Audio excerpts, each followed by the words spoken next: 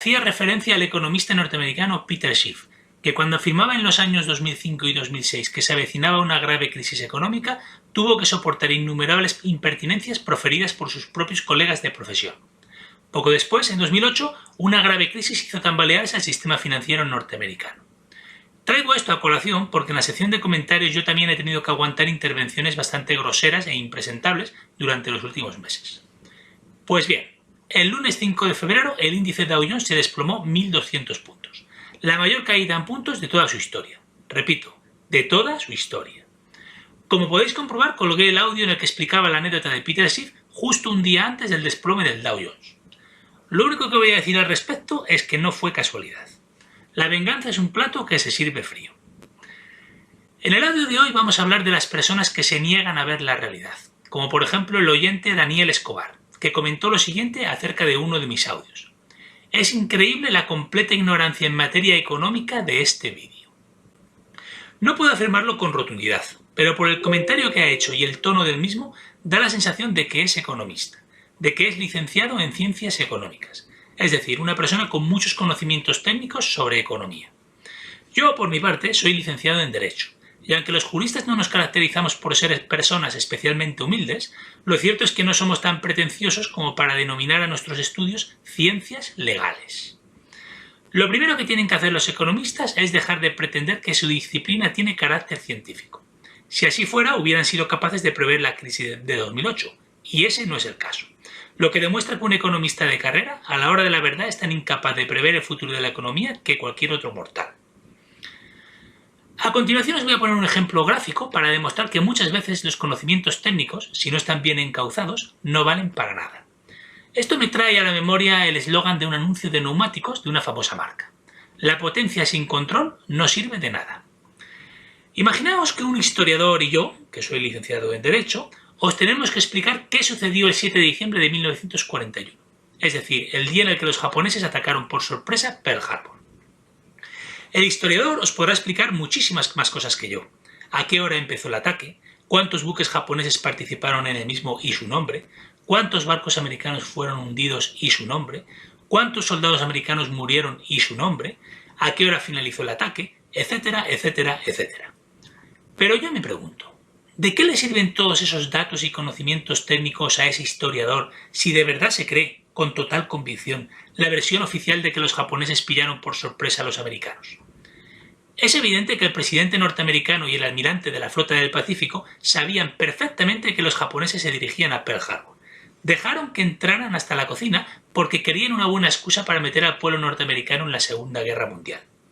No olvidéis que 4 meses antes del ataque japonés a Pearl Harbor, Estados Unidos impuso un brutal embargo de petróleo y otras materias primas a Japón. El plan les salió redondo. Así pues, como se puede comprobar, yo, que no soy historiador, he llegado a unas conclusiones más acertadas que un historiador profesional. Pues algo parecido sucede entre el oyente Daniel Escobar, que es economista, y yo, que no lo soy. A priori sus análisis deberían ser más certeros que los míos, pero como resulta que se cree a pies puntillas todas las explicaciones y todos los datos económicos que publica el gobierno, finalmente sus predicciones resultan completamente fallidas.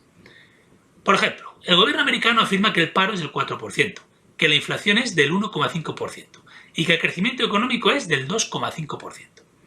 Los gobiernos europeos dan unas cifras similares. Pues bien, cualquier ciudadano americano de a pie, es decir, cualquier persona con los pies en el suelo, no como las estrellitas de Hollywood, que encerradas en sus mansiones han perdido la noción de la realidad, sabe que el número de parados es muchísimo más alto, que la inflación es muchísimo más elevada, y que lo del cuento de que el crecimiento económico es del 2,5% es el resultado de una vergonzosa manipulación contable del gobierno. De hecho, en realidad dicha cifra es real, nominalmente hablando, sobre el papel. Hombre, solo faltaba que tras la inyección artificial de miles y miles y miles de millones de dólares en la economía por parte de la Reserva Federal no hubiera algo de crecimiento económico. El problema es que la economía ya solo puede funcionar si se aplican esos estímulos, pues si se retirasen el crecimiento sería del 0%, o más probablemente del menos 5%. Ya se ve que la economía americana se halla en coma inducido y que lo único que la mantiene con vida es la continua inyección de dinero por parte de la Reserva Federal. Pues bien, Daniel Escobar, que es economista, afirma que mi análisis es completamente erróneo por la sencilla razón de que, según él, basándose en sus elevados conocimientos técnicos, los datos que proporciona el gobierno americano son auténticos, verídicos, reales, y que por tanto la economía va viento en popa, como demuestra además la espectacular evolución de la bolsa en la última década.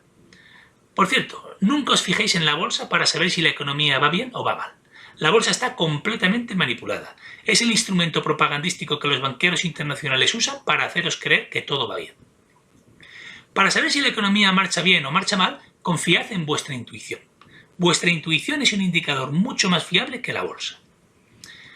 En fin, como podéis comprobar, no hay más ciego que el que no quiere ver. Y contra esta ceguera autoimpuesta no hay conocimiento técnico alguno que te pueda salvar.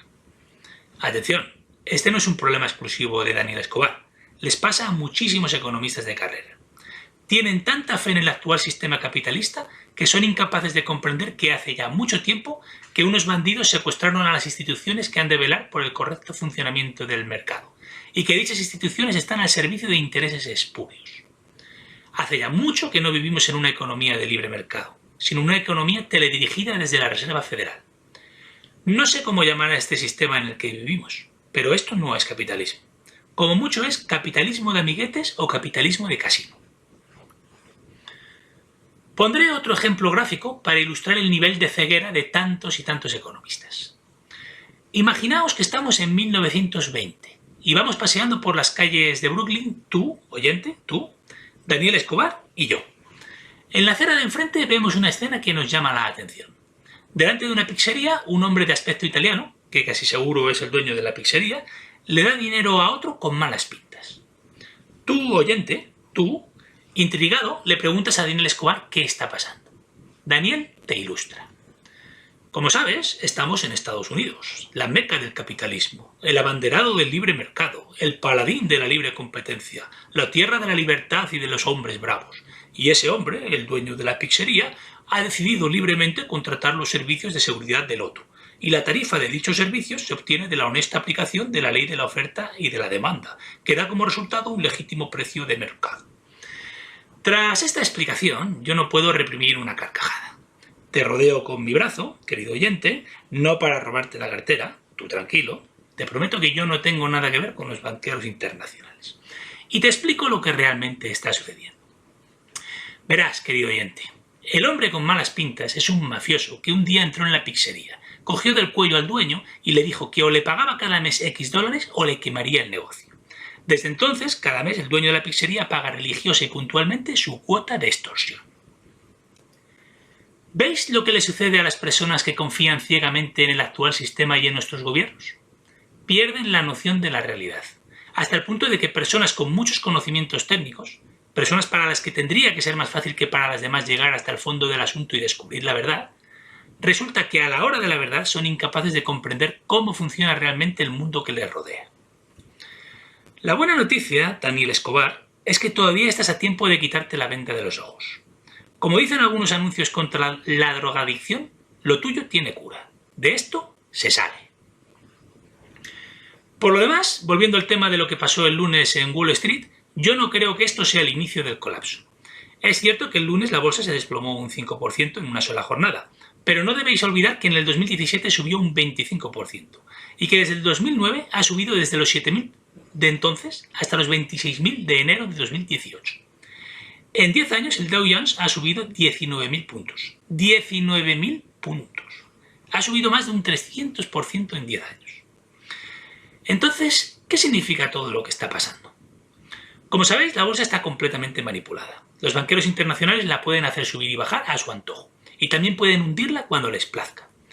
Creo que han provocado este desplome con un doble objetivo: para ir preparando psicológicamente a la población para lo que se avecina dentro de unos meses y para desprestigiar a Donald Trump, ya que van a tratar de endosarle a él la responsabilidad del colapso del sistema financiero, pues al fin y al cabo ya lleva un año en el cargo. No podrá decir que todo es culpa de la herencia de Obama. Y sin embargo, todo es culpa de Obama, pues fue durante sus 8 años de mandato cuando la burbuja bursátil se infló hasta límites absurdos. Donald Trump tendría que haber pinchado la burbuja de la bolsa nada más llegar al poder, pero no se atrevió. Lo mismo le pasó a Zapatero cuando llegó al poder en España en 2004, pues no se atrevió a pinchar la burbuja inmobiliaria. Ahora Trump pagará las consecuencias por su cobardía y todo el mundo le echará la culpa a él del colapso de la economía.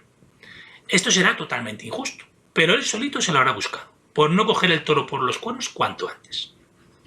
Bueno, en honor a la verdad, si al asumir el cargo de presidente hubiera pinchado la burbuja de Wall Street y hubiera cesado a Janet Yellen, la presidenta de la Reserva Federal, tal y como insinuó que haría durante la campaña electoral, le habrían asesinado, como hicieron con Kennedy.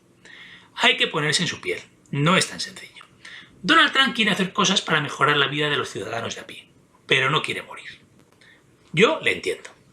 ¿Por qué creéis que Melania Trump está tan disgustada por ser la primera dama? Porque sabe que su marido está en peligro, y ella también, de rebote, con lo bien y tranquila que vivía ella como la esposa de un empresario de éxito.